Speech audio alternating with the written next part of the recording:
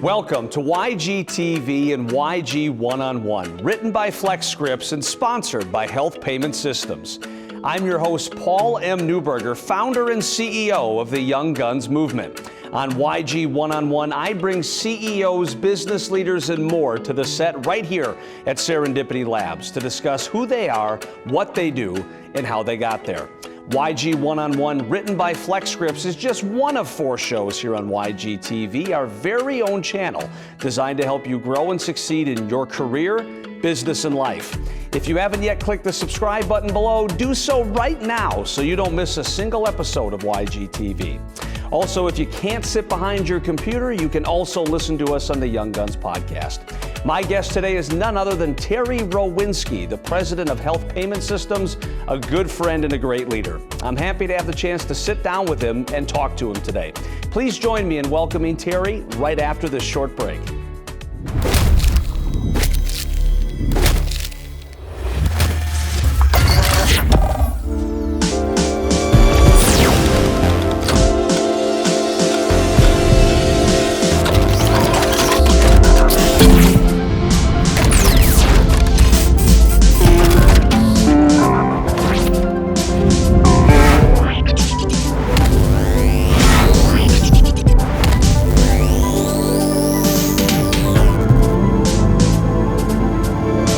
If you're a CEO, listen up. Odds are you're paying too much for your employee benefit pharmacy spend. How do I know? I work with FlexScripts. They're the PBM police, delivering their average client 15 to 20% savings on their pharmacy benefits. Think how much money that is. FlexScripts makes sure your PBM keeps their promises and meets your guarantees. And if they don't, FlexScripts holds them accountable and gets you what you deserve. Stop paying too much for your pharmacy benefits. Get FlexScripts, the PBM police, on your side. Start the conversation today at flexscripts.com. That's flexscripts.com. For more than 80% of families, today's medical billing practices are confusing. At HPS, our goal is to improve the healthcare experience for the patient by making medical bill payments less stressful. In Wisconsin, that's all made possible by our comprehensive independent healthcare provider network. We simplify billing and lower costs for everyone involved in healthcare and offer various ways for individuals to pay without breaking the bank. Well, Terry, really happy to have you on the set, and I've got a lot of important questions for you. But the first question I want to ask is one that's on everybody's mind right now. All right. Where did you get them killer socks? These were a gift for the holidays. So last Christmas, proverbial, what does Dad want? Dad gives nothing as a suggestion. Dad gets lots of socks. Wow. Yeah. Well, still, then I got to say I want nothing. I'm just wearing the old kind of boring grays. I didn't bring my A game today, so nice job, sir. You know, Paul, I'll send you a pair. I'll give you my Captain America socks. Those are more your vein. Stellar. Yeah. Well, Yeah. if you're saying I'm a superhero, I really appreciate that, brother. Any given Sunday. Absolutely, yes. Well, any given Sunday, any given day on YG One-on-One, and it's wonderful to have you.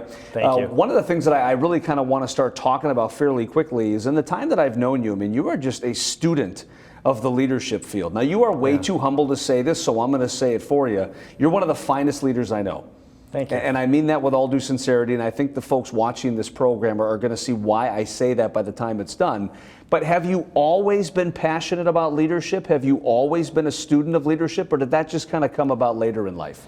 It really started in high school, of all places. I was really privileged to be able to go to a private high school, a Christian-based high school, and I was not the best of students, to be pretty frank. Sophomore year, during one of the AP classes that you were able to take that I somehow snuck into, I was approached by my math instructor, and just basically he grabbed me by the gruff of the neck and said, "Terry, why are you here? What are you doing?" And being however old I was at the time, I was pretty much, well, I'm here to learn math. And he basically said, well, you're blowing a golden opportunity that your parents and many, many people and generations before you laid down a lot of their life for, to have a school like this for you to attend. And frankly, you're screwing it up. And I want you to come back tomorrow. You're either in or out, and that's your choice.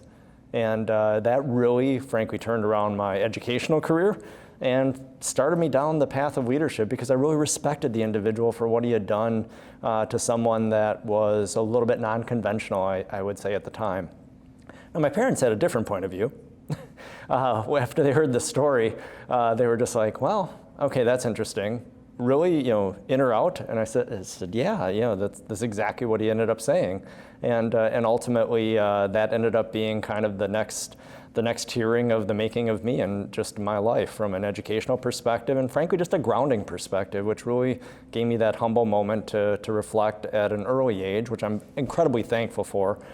So that I could use that to just continue to develop as a human and take care of humans later in life. Yeah, so if you can, describe the before and after of that incident. I mean, again, because it sounds like you, based on the way that he talked to you, you could have been a bit of a hooligan, a bit of a troublemaker. I don't know if that's accurate or not, but before he kind of made that declarative statement to you, what was Terry Rowinski like before, and how specifically did you change after that? Sure. As a young adult, and probably even until today, I'm a little bit of an instigator. I love to stir the pot a little bit. I love to have fun. I love to, when there's a stressful situation, bring a little bit of humanity back into it and help people understand the bigger picture and just see that it's not life or death. Unless it literally is, then of course it's a different point of view. But that really took kind of the placid, I'm just going to go through the motions and I'm just going to do the work that's necessary, if even that, in my schoolwork, to basically okay, I'm here for a purpose, and what is that purpose? And if I believe in that purpose, then I'm going to apply my all to it and really give my all and all to it. And also with the folks that I was surrounded with, that started me in terms of more, I'm going to call it team-based learning. I sought out other kids in the school, some other teachers that were excellent at what they did, and frankly, I wanted to learn from them and study and understand how they got to be where they were at, because I definitely, even though I had great rearing as a child from my parents and grandparents, I just wasn't in that mindset of just go forward first, keep going. And literally from that point forward, figure it out has been kind of the motto of my family and of me personally.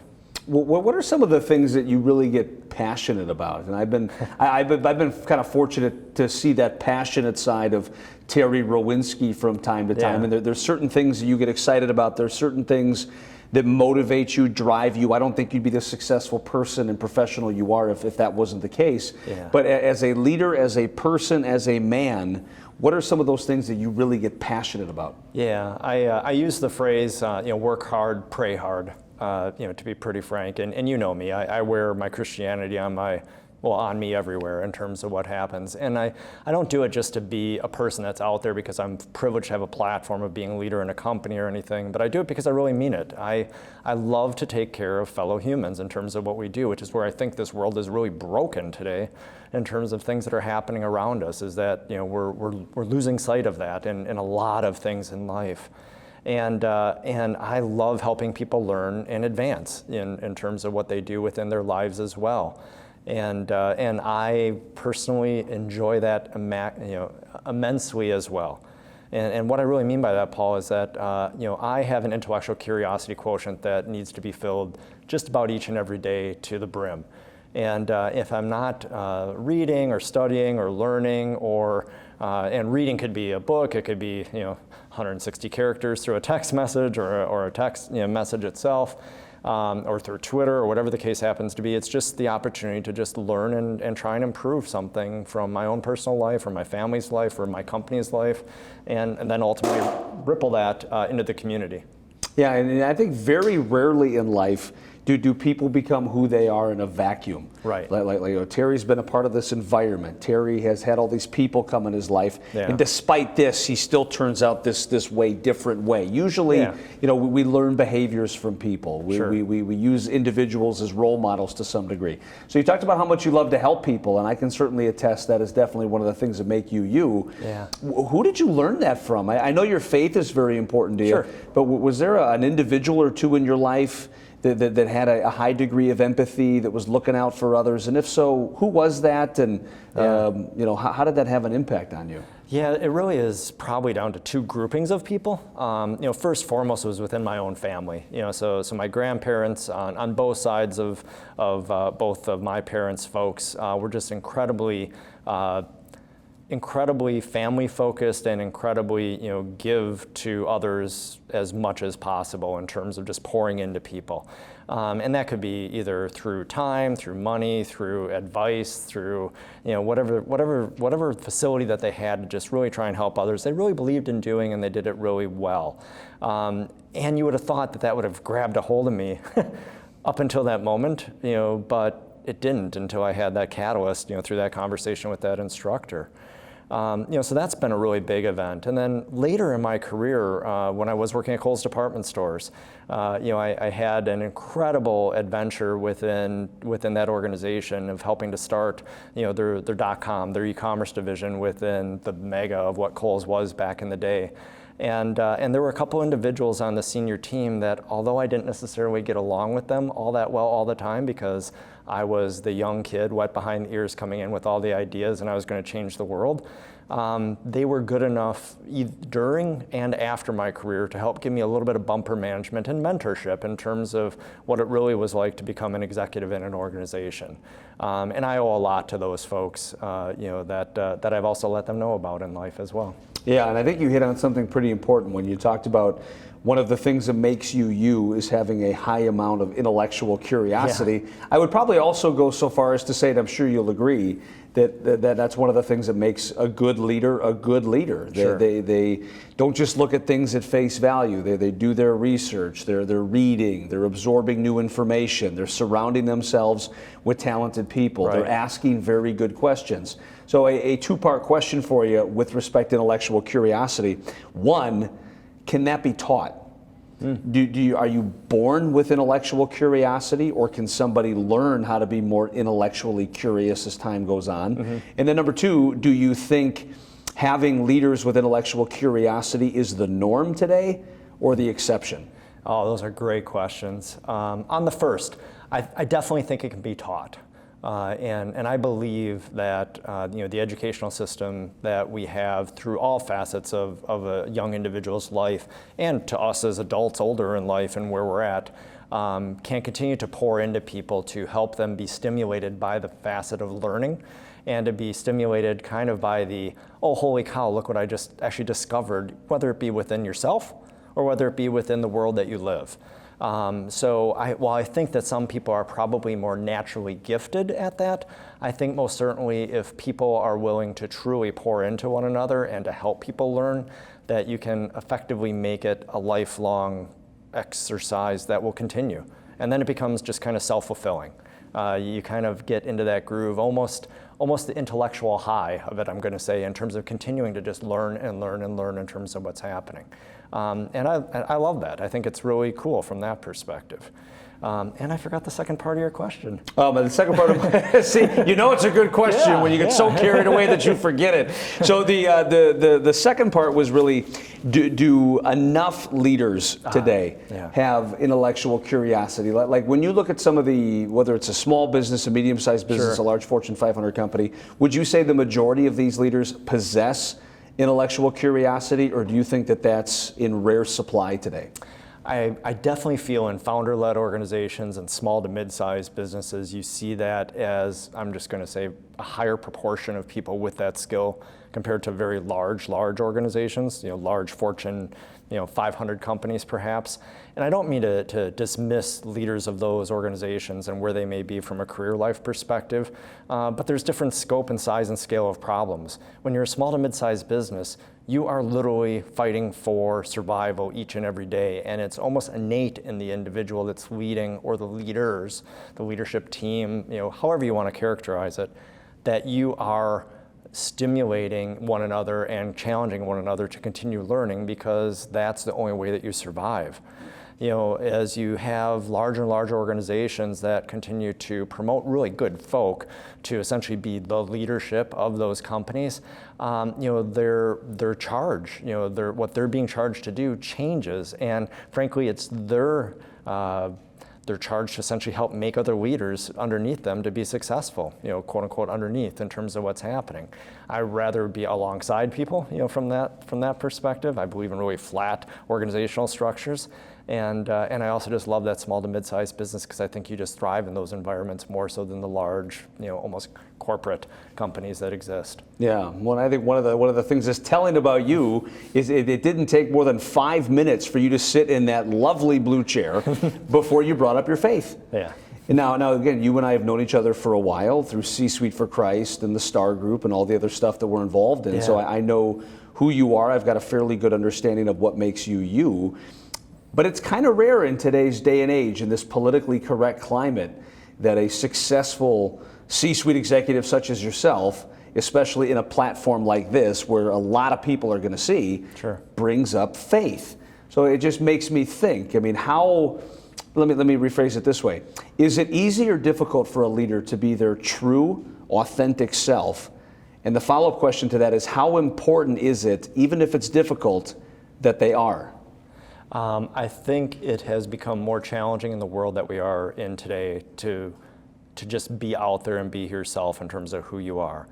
And it's more so, I think, from really a couple facets. First, individuals are potentially insecure in that in terms of who they are. Individuals don't really know the environment that they're in, so they really don't know how to act in that environment in terms of, the proverbial read the room in terms of what happens. And then ultimately, as an individual continues to advance, they don't want to screw it up. I'm just going to put it that way. As you're rising and you have the opportunity to impact more people, you don't want to blow that platform. But that's where you become your truest part of yourself. And as we did when we met and others that I meet, I'll be pretty frank with folks, like I was with our new ownership team that just bought my company a while back. I will lead with the fact that, I am a Christian. I am not a get on the soapbox on a corner type of guy. I am a little bit more subtle about it, but I believe in roots and ethics and morals. And I believe in taking care of your fellow human as much as you possibly can. But people need to wanted to be taken care of as well at times in terms of what we do. And with that as a platform, I will turn up or down those attributes about myself based upon the type of an interaction I'm having or the room that I'm in. Something with you, with what you're doing, incredibly easy in terms of what's going on. Meeting a client for the first time might be incredibly hard, but you have to kind of read the room and you have to really understand where you're at and then be bold and courageous and keep going. Yeah, well, and speaking of bold and courageous, keep going, obviously I think some people from the outside looking at you might say, well, yeah, Terry's got it all. I mean, he's a successful person. He's got a wonderful family. He's a successful businessman. His organization is doing well, and we're going to get into more of the details on that here in a little bit. Sure. But it can be very lonely at the top. Yeah. And I almost kind of look at management and leadership kind of like that iceberg theory, where the majority of people on the outside just see that little tip poking above the surface of the water, but what they don't see is 98% of the ice below the water. Right. They don't see your sleepless nights. They don't see you leaning on your spouse's shoulder. They don't see you, putting up your home for a second mortgage. They don't see you clenching your Bible so tight that you're white knuckling it. Those are things that they never ever see. Right. But those are things that people like you, people like me, we endure daily to some degree. Yeah. How do you manage those stressful situations in life? I know it's not easy. Yeah. I know you've been tested pretty severely throughout the course of your life, personally and professionally. Yeah. But how do you overcome those challenges? How do you deal with the stress? What's been your secret, Terry? Sure. I wish there was just one thing. Otherwise I'd probably write my own book and come back on the platform with you and talk about that. Maybe I will someday. But ultimately, as I have continued to grow and mature as an individual, I've learned along the way. My approach to working with people and with being out there with who I am has not always worked in a positive fashion. I am a touchy-feely, guy in terms of loving to handshake, put a hand on the back, make sure people are okay when folks are under stress, make sure they know it's all right and things from that perspective, because it's things that I enjoy people doing with me in terms of helping me to hit that sense of balance when things are getting a little bit chaotic in any facet of life. And that could be at home, that could be at work, that could be in the church, that could be in education, it could be just getting here today, in terms of what's going on. And that chaos kind of below the water, in terms of what happens, the iceberg or the duck that you don't see paddling as hard as they really are, is also part of what I thrive on, though, as an individual. And it's almost at a point in my life where I'm at and in my maturity cycle of evolving, where if there isn't some type of minor chaos, and I'm not saying like self-induce something, because that's just outright silly to put yourself into that, but if you're not trying to grow, you're not trying to strive, you're not trying to grow a company, grow people, grow your faith, grow other things, there's no stress to take away from the anxiousness that you have and just the humility that you are in terms of getting nervous when things happen. So being able to focus back on those things that are positives out of that really helps kind of calm the water in terms of what goes on. And it is a evolved skill over time that I think that people end up getting. And you see some people that do incredibly well at it, you're like, wow, they are a rock. It seems like nothing phases that person. And then you get to see the underbelly of that person, the soft side of that person at a later point in time somehow in life. You're going, okay, now I can go back in the situations I saw and see how they did it too. Yeah. And that's so cool. Right. That's just so cool. Yeah, very well said. And I got to imagine if you chose to do so, you could probably be fairly successful in just about anything you set your mind to. I think there's a few people like that, and you strike me as that type of person. Yeah. Why health payment systems? My goodness, of all the things that you could be doing, yeah. Why this company, why this field, why this position? Yeah, great question. And at times I continue to reflect back and ask myself that these days. Getting into healthcare, and especially billing and payments in healthcare, is not for the weak of heart in terms of what we do. I was part of a really successful internet company.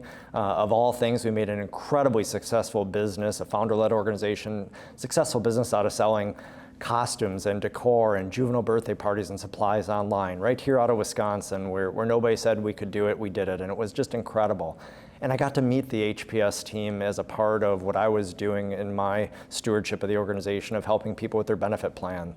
And I didn't just meet the company, I met actually some of the individuals in the company, because when I do business with people, I like to know and understand who I'm doing business with, so there's that personal connection, much like you and I have had during our life together as well.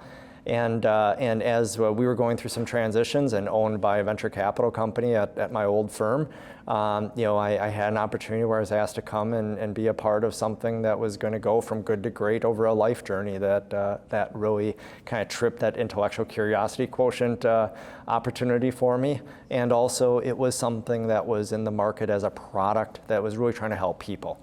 And that really just resonated very highly with me versus me trying to sell somebody one more balloon or one more plate. This was actually something as well that was trying to really help people as they struggle with what happens in their healthcare. Yeah, well, to show that you learn something every day, Terry Rowinski in juvenile birthday parties. There you I go. never would have put two and two together until you just told me that. Yeah, there are probably some pictures out there with many costumes I wore during my career. So, well, my research team is going to have to do some work to see if we can find one of those beauties. Yeah. Well, talk to me a little bit about healthcare. I mean, I know we've talked about several of these things. I mean, you're passionate about your faith, you're passionate about your family, you're passionate about these various things when it comes to work. But what is it about the healthcare industry that really is an allure to you? What is it that resonates so much with this particular field? I think as you've watched as a consumer of healthcare or a practitioner, for folks that we know, the amount of change is just incredible in terms of what's happening. And it's not just technology that is advancing, what's taking place in terms of healthcare itself, but people's attitudes of, okay, how can we actually do things better? As I pray over certain things, I'm incredibly thankful for the gifts that God's given folks, especially those who choose to use them in the sciences, because it's incredible to watch the evolution of what's taking place in science. And as we continue to go forward, it is also not for the weak in terms of its pace of play. And I love that from an industry perspective. The problem is with healthcare is that, and it's not broken. People say, well, why is healthcare so broken? It's really not broken. It was designed to work the way that it is. I mean, a lot of people spent a lot of time, money, and effort to make it what it is today with some intent. It may look really odd from a consumer of healthcare in terms of how it looks, but it was basically designed to work that way. And HPS and a bunch of passionate people there and our ownership are there to help bring it to more of a consumer-friendly level of understanding and helping the consumer through the backside of healthcare, which is incredibly undertouched in terms of what happens. You know, the provider of medical services and the folks that are there to help them basically are really eager to help you get an appointment, really eager to help you make sure that you come to your appointment, really eager to help you understand and partake in having health care given to you, and then really eager to get you out of the office so they can get to the next person. And then they kind of don't really engage you after that point when people then start to have things happen to them like bills and EOBs and bills that aren't bills and things from that perspective. And I saw the stress on my team at my old company before I became an HPS team member as to what a bunch of folks were experiencing on that side of where healthcare was, and my own family as well, having 4 kids, and a lot of things happen in life when you have 4 kids with healthcare, just seeing the lack of understanding and the stress it was causing.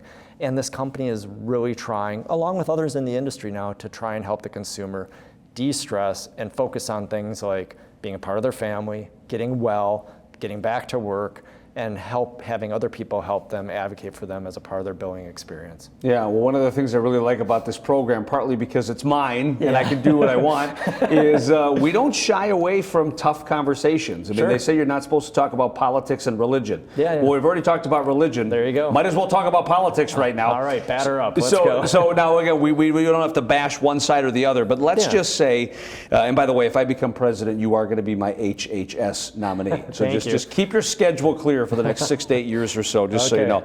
But let's just pretend you become president of the United States. Yeah. President Rowinski. That's got a nice ring to it. Sure. Now, whether this is by executive order, whether this is by your ability to work with Congress, we know how passionate you are about health care. Sure. What are some of the things you would aspire to do right away from the White House with respect to health care in this country? Oh, wow. That is the $1 million question, or maybe the $4 trillion question, depending how you want to look at it. I believe that we do have a duty of care of people that are both citizens and non-citizens of the United States in terms of people that are here on our shores. The only way that we can be a more productive country and a more leading organization of a country, and as we are, is to ensure that the people that are here are healthy. I believe, and I would probably advocate for a two-payer system. I would still, support the federal government in terms of what it's doing to try and help take care of people. I would try and do it much more efficiently and try and wring the waste out of it that exists today. But I would very much advocate for a payer system where the federal government continues to have a substantial role. And I would also look towards more of a regionalized system for the traditional payer space that exists today, for employer sponsored healthcare and things that exist.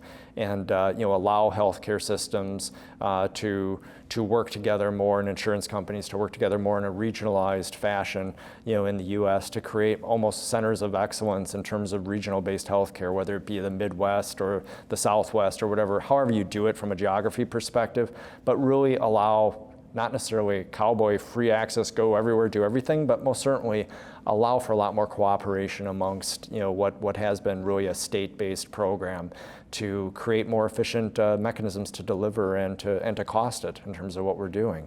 And just, frankly, I would want my country, if I were the president of it, or or working as your HHS czar, I would want my country to be the healthiest it can be and to just rock it in terms of what's going on, because there's nothing that will spur productivity and great ways to take care of one another than taking care of people's physical health and their mental health. And if we can lick those, we have a lot of other upside opportunity for this country in the future. Yeah, well, amen to that. And I think I know the answer to this question, but I'm going to ask it anyway. And especially because you're on the front lines. I mean, you're seeing the side of the business community that we don't. You're seeing the side of the healthcare industry that we're not. So I'm very interested in your thoughts on this. Again, I think I know the answer to this, but would love your feedback. A, how healthy are we as a country? And B, assuming the answer is not good, what do we have to do to get healthier? Is it just as simple as diet and exercise, or is there some other prescription that you would recommend to our country as a whole? Yeah, I think one area that our schools are lacking is teaching people how to be healthy consumers in terms of what's going on, Paul. And that to me just leads to the answer. I don't think that we're that healthy at all. In the last election cycle, there was the bash, a lot of bashing, a lot of rhetoric around the 1%, and definitions are all over the place in terms of what that is, if it's economic wealth or somehow yield of influence of power or whatever that happens to be. I wish that we were talking about the 99% of the country that needs some type of help in terms of their overall mental and physical health and how to actually help people, frankly, be better CEOs of their healthcare. We need people to act in their healthcare like they act to pick out a car, or they pick out a pair of shoes online, or they figure out which photo to post on Instagram. We need to instill this cultural dynamic within the U.S. and probably the world, but most certainly the U.S. since we're talking local, quote unquote, in terms of what's going on, to be that CEO of their healthcare and be participative, demand accountability, and be incredibly value-based in terms of what they're doing and in terms of what's happening. And without teaching people those life skills, and without having incredibly broad influencers to help them out, we're going to continue down this weird path that we're on, and that's everywhere. That's in socioeconomic areas of our community that are very, very challenged. It is in areas that are incredibly well or affluent in terms of what's going on. It is something that exists everywhere. Unequivocally, if somebody is rich, quote unquote, it doesn't mean that they're the most healthy individual and that they're not going to be a train wreck in their health care. Just like the individual that doesn't have food on their table each and every day or each and every night at their home, wherever they happen to be lived or whatever their zip code is, they need the same mentoring, the same leadership, the same education about what healthcare is and how to help them essentially have a new dynamic in their life. Well, one of the things you're talking about, which I appreciate you bringing up, is mental health. Yeah. I mean, when we talk about health, we think of cholesterol, Sure. We think of blood pressure, we think of BMI and all those other kind of things. But to some degree, I still truly believe mental health has a bit of a stigma out there. And I'm not trying to be sexist at all, but especially among men, alpha men like me and you. And we've been friends long enough where you've heard a little bit about my story. I mean, when I was in college, I snapped. Not violent, but I couldn't continue to carry the weight that I was putting on my shoulders. And I'm the first to admit I put it on my shoulder. Nobody else. I just kept taking on more and more and more. I know what it's like to need 2 different types of anxiety medications. I know what it's like to be depressed. And because of that, I've got a profound appreciation for individuals who go through that. And one of the things that and maybe you would agree with this, Terry, it just seems like our society is kind of on a hair trigger. My gosh, people just lashing out, people just getting angry, people just, to some degree, they just don't seem like they're in the best state of mind right now, be it politics or social media, just things set them off. If you're watching this program right now, you're a business luminary, a top executive, whatever, and you worry about the mental health, the mental well-being of your employees, what resources do you have? What are certain things that these employers could be thinking about just to make sure these 50, 100, 1,000 employees are in a good place mentally? Sorry, this one really hits personal and home for me as well, because it's hard. Life is hard, and no matter how, again, to your iceberg analogy earlier, we all deal with those things below the surface that at times we just need the avenue to try and actually get above the water a little bit. And as an employer, I think that you do have not just a fiduciary duty, whatever's written on the things that you sign about what you're doing and stuff, but a human duty to ensure that people really do have individuals that they can seek out and go to, whether it's part of a professional program like an EAP, whether it's part of ancillary benefit programs that you can buy, whether it's something that you do totally outside of your benefit plan, because everybody talks, well, is it in the benefit plan? You can do things for your employees and your team members and your family that is at your company to ensure that they at least have avenues available to them. And then, as I did for my own company, especially during the past year, I described things that I went to, that when I sought out counseling in my life of individuals, and it took a couple times to get to the right person that I actually believed First time it was a definite swing and a miss. I was like, well, I'm never doing that again. And then it was, well, the male ego kicked in, or at least my own personal ego kicked in, that I don't need this stuff. And I dealt with issues through a period of my life that probably held me back from being as good as I could be, until I finally found the right individual that I could easily go and talk to and just have a real conversation with, and have a no holds barred, full accountability, but no worry about who else knew what I was going to be talking about at that time.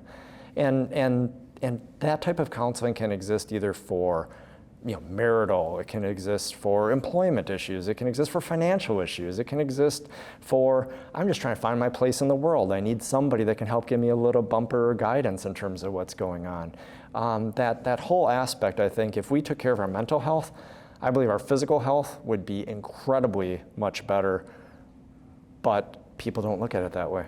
Yeah. They just dismiss it way too fast. Yeah, and I don't know if this was one of the things that you struggled with. I know, but part of the source of my anxiety when I had it for as long as I did was I just felt the need to put on a mask for the rest of the world. Yeah. On the inside, I'm falling apart. On the inside, I am hanging on by a thread just to get through the day. But on the outside, I look like everything's fine. Yeah. To carry that every single day was incredibly difficult. And I got to tell you, even just us talking right now, isn't it nice just to admit, we struggle? Yeah. Isn't it nice just to, I love my wife. I married way up when I married my wife. But we fight. Sure. Our marriage isn't perfect. I make wrong decisions with respect to business. I don't always know what to say or what to do. I sometimes have that doubt that creeps in. Yeah. But so does everybody else. And for people like us to be able to admit that, sure, to support each other and to be encouraging of each other, it's liberating. Right. And I think if we would just all have that degree of authenticity, empathy, the ability to accept us for the broken, busted people we are, what an amazing place this would be to live. Yeah, and that is incredibly true. And I think our places of employment, the families that we create within our work environment, I think you're going to continue to see a dynamic change there over time, Paul, where folks are more accepting of having real conversations with people in a safe environment. When I was early in my career, and when I was, imposter syndrome, when I was acting beyond my pay grade, beyond my mental grade at the time and things in terms of what was going on, I was emulating behaviors of other people around me that I thought you had to do and had to act to essentially get ahead, instead of being really true and authentic to myself as to where I was in life. And that caused an incredible amount of stretch and stress, in terms of just where I was as a person. And it didn't allow me to be my best husband, to my wife or to my family from a dad perspective, participant in some of the nonprofits I was involved in and things as well, because there's just way too much swirl. If you can't calm your mind and be present in the moment of what's going on, and you realize finally that, okay, I'm not doing that, that's the point in time where you effectively, at least admit to yourself that you need some help, because you need to figure out how to calm your mind to be able to be your best person. Yeah, and that's very well said. And that's one of the things that reminds me, we are not called human doings. Right. We are called human beings. Yeah. There's nothing wrong with just being. Right. Just be present. Right. Just be here. Just be available. And I think especially alpha people like you and I, we need that reminder from time to time. Yeah. The other thing that you had said too, when you talked about these executives and their employees, Martin Lindstrom said this, one of the more world-renowned marketing and branding icons. We had him at the Young Guns main event, which you generously sponsored. Right, we really appreciate HPS's support there for sure. He had said, you're not in the B2B business or the B2C business. You're in the H to H business. Human to human. Yeah. And how profound is that? I think that's exactly what you're saying. And if we start saying, well, we're selling to people or we're selling to companies, no. We're humans trying to relate to and resonate with other humans. I mean, that makes a lot of sense, doesn't it? Right. Oh, totally. I mean, your cold call coach, business. I mean, one of the first things that you talk about is making a human connection with people. You don't just go in saying, hey, I want to sell you this product. That's the sure way to get hung up on, or have the email deleted, or whatever the case is. You work at creating a bond and a relationship with people so that you can actually create then a selling relationship with them and do other things. And selling has many facets depending on what you're doing in life, but in the end, it's all the same types of things underneath the surface that comes to the top. Yeah. And I love that H to H. You know, I've used that at home a few times with my kids as they're getting along in their careers in life and trying to help them understand some bumper management as well. Right. Yeah. No, it makes a lot of sense. One of the things that I think makes a good leader is they're always growing. They're always learning. You had talked about intellectual curiosity. I think that's very well said. Yeah. So let's say that you're sitting across from the 25-year-old version of you. Yeah. What advice do you give that 25-year-old version of you? Now that you've experienced so much, you've done so much, you've achieved so much, you've lived through so much, if you're talking to that 25-year-old version of you, what advice would you give that person? You really messed a few things up along the way, but in the end, you're going to work out just fine in terms of what's happening. And frankly, you know, I don't like the whole life-work balance statement. I think that's kind of a misnomer or misleading to people in terms of what's going on. It's life. You know, your life is what you allow into your life and what you prioritize and give time to. And part of me giving advice back to my 25-year-old self was, A, you've never given yourself any time, and B, you really ended up, unfortunately, cheating your family and your community around you out of some of the best time of who you were, because I, at that time at 25, was so focused on, oh, I have to work a lot of hours and I have to volunteer to do just about anything so that I can get ahead, and somewhat lost my own authenticity as an individual in that. And I think you see it out of individuals coming out of, you know, through and out of college today in terms of what their values are and what they're seeing as well. And I don't think that they necessarily always have it wrong. They would rather have experience than a bazillion dollars, although I'm sure a lot of people would still love a bazillion dollars, whatever that actually is. But they want experiences, they want relationships, they want, you know, authenticity in terms of things that are going, and they want to build those memories. And unfortunately, at that part of my life, I was so focused on, how do I do better than my dad did in his life? How do I be, you know, better than my dad or my grandpa was at this point in time in their life in terms of things that weren't necessarily Christian-based in terms of goals, but they were things that I espoused to or was looking to as a measurement of success. And ultimately, I think success is, you know, when you look back at the end of your life, you know, how many people have you been able to positively impact in a really great way, and where did you give your time? So let's pretend. So we're on a somewhat of a couch here, but let's pretend I'm on Brother Terry's psychotherapist couch. Yeah. And I ask this question because I think there's some truth in this for me, but there's certainly truth in this for people that are watching this today. Yeah. So again, you know me fairly well. I own 4 businesses. I'm an international keynote speaker. Yeah. I serve on boards. You know, I got a couple of TV shows out there. Needless to say, I'm not hurting for things to do. But what you had just said about the work-life balance and what you would have done for the 25-year-old version of yourself, should I feel guilty, Terry, about not seeing my kids as much as some dads? Now, I know you don't know me per se, but like what's going on behind the scenes. But you know, like most entrepreneurs, it takes time to start a business. It takes that muscle. It takes that grinding. It really takes that heavy lift. But where I struggle is on one side of my brain, and this is totally legitimate. On one side of my brain, I like looking back at my body of work. I mean, we got a lot of good stuff going on, as you know, professionally. Yes. But on and I say, well, you know, I'm doing this for my family. I'm going to prepare a nice life for them and everything else. But on the other hand, my oldest is 8.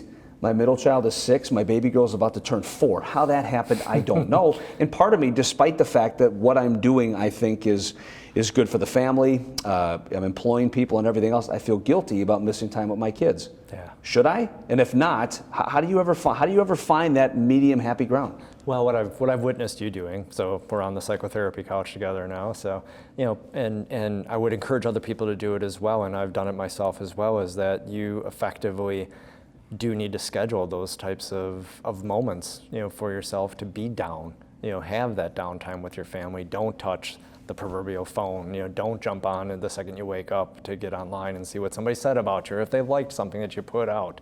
You don't have that problem because everybody likes what you put out. So, just about. Yeah, but I mean, truly, it does have to have some intentionality, and I think that is also, outside of the mental health stuff and healthcare that we talked about earlier on. I think that from an educational perspective, we do have to teach intentionality of action to people, and part of that is ensuring that you are making time for some of those things that are really important and making those memories. Because it's more important for the people. It is really important for you. Everybody likes the feel-good moment. I love to see the fact that my family has certain things in their life that I didn't when I was growing up because of how I've worked. But I also like now watching them be young adults in their lives, watching them take some of the things that I tried to impart upon them that I didn't know if it stuck or not, and seeing them actually go and do it. And it's because I took that time to not just focus on my family at work, but also my family at home. And not treat my family at home like they were part of my work. I told my wife, I'm not CEO of the house. I at one time was like it, and I came in and almost ran my family like I was running a business, and it backfired big time. I relinquished that part to now when I come home, I'm actually dad or grandpa now when I come home and do things. And I have no problem when they go to sleep getting back on a little bit and getting other work done, but trying to make time for them in that void. Yeah. And creating it and filling that void with joy. Yeah, no, great advice. If there's any one big takeaway from this, is being intentional. Yeah. Being intentional about your priorities, your family, your health. I mean, I think that makes a lot of sense. Because if you're not, nobody's going to do it for you until it's too late. Yeah. When you get that conversation at home that something's going totally the wrong way, right, and it was too late, or you go see the doctor and that thing you've been avoiding looking at for 2 years because it's been, that pain, and now it's too late. You need to be intentional about some of those things that are happening in your life to make sure that you're being the best you. Yeah. Well, one of the final questions that I have, and I think is probably going to be one of the more important ones. Sure. Like you said, I mean, you and I have known each other for a while, and I think we hit it off fairly quickly. And I think part of the reason that we did that is we shared a lot of commonalities. We had a lot of synergies, not the least of which is our faith. Sure. And I think that allowed us to connect at a deeper level. One of the things that I've noticed from C-Suite for Christ or from some of the other individuals that I've been blessed to meet over the years that are in position of executive decision-making authority, there's a lot of spiritual men and women that kind of feel like they need to hide that at work, that they can't talk openly about their faith, that they can't bring other people into that. One of the things that I admire about you is, I mean, you like you said, you're not on a windy street corner saying, repent, repent, you're not doing that. But you're also not ashamed of who you are from a faith perspective. If somebody watching this today is an executive decision-making ability and there's somebody who is a spiritually inclined person, whatever that might be, what would you say to them to encourage them to some degree to maybe bring that into the workplace a little bit, especially if that's something they want to do? Yeah, it really is simpler than, I think people get caught up in the paralysis of it, like, oh, how do I do this? Or how do I not mess this up as I do this? Or how do I not end up being labeled as something that I'm really not in terms of what's going on? And it's that very stress, that very angst that we talked about earlier that prevents people, I think, from being their best them and doing that. And I tell my company straight out, we are blessed. We have a great melting pot of a bunch of different people with different backgrounds, different ethnicities, race, and different religious backgrounds as well. And we learn from one another, which is really cool. It doesn't mean that you have to agree or you have to espouse to what their belief system is in terms of what's going on, but we do learn from one another. And I let my company know, outright every Wednesday as we're on, doing a weekly, quick 30-minute touch base, I let my folks know that I'm praying for them and their families, and I pray for our business as well in terms of what's going on, because ultimately that's part of my decision making process. And I've been approached by a lot of folks, coming back through the organization. Actually, now that I think about it, nothing negatively. It's all been positive in terms of discussions that have taken place after moments like that. Some people want to learn more. Some people are just like, hey, it's kind of cool you're a religious guy. I'm glad that you got that in your life. I mean, it's not really for me right now, but I appreciate it. And that's cool as well. I wish I could reach that brother or sister a little bit deeper to not to convert them, but to just get them to move a little bit further along in their own journey, but they will over time. And ultimately we plant seeds in terms of what we do in our lives. Yeah, well, and talk about planting seeds. I really think you've planted a lot of seeds just in this limited amount of time that we had here today. I was looking forward to this conversation, Terry. You certainly didn't disappoint. Thanks, Paul. And on a personal note, just thank you for the influence that you've been on me. I mean, you've been a mentor to me. Thank you. I've learned a lot from you, and I know our viewers have learned a lot as well. So really appreciate it, Terry, and Absolutely. hope to have you back on the set sometime soon. Absolutely will. Thank you for the time. You bet. All right.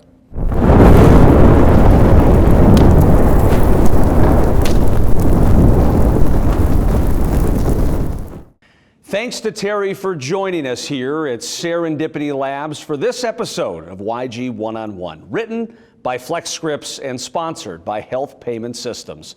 Personally, I really resonated with Terry's conversation here today. I'm glad I could have a dialogue with him, and now I've got a question for you. Who do you want to see on this program? YG One-on-One is about bringing together free thinkers and business luminaries who can help educate and inspire you to think unconventionally and break the rules of business.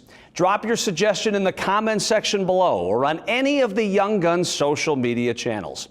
Speaking of social media, just a friendly reminder to follow the Young Guns movement on Facebook, LinkedIn, and right here on YouTube. We also distribute our shows as podcasts, so go ahead and give us a listen during your commute, workday, or even doing the dishes, whatever you choose. Thanks again to Terry Rowinski, President of Health Payment Systems, for sitting down with us today on YG One-on-One. As always, I'm Paul M. Newberger. We'll see you next time.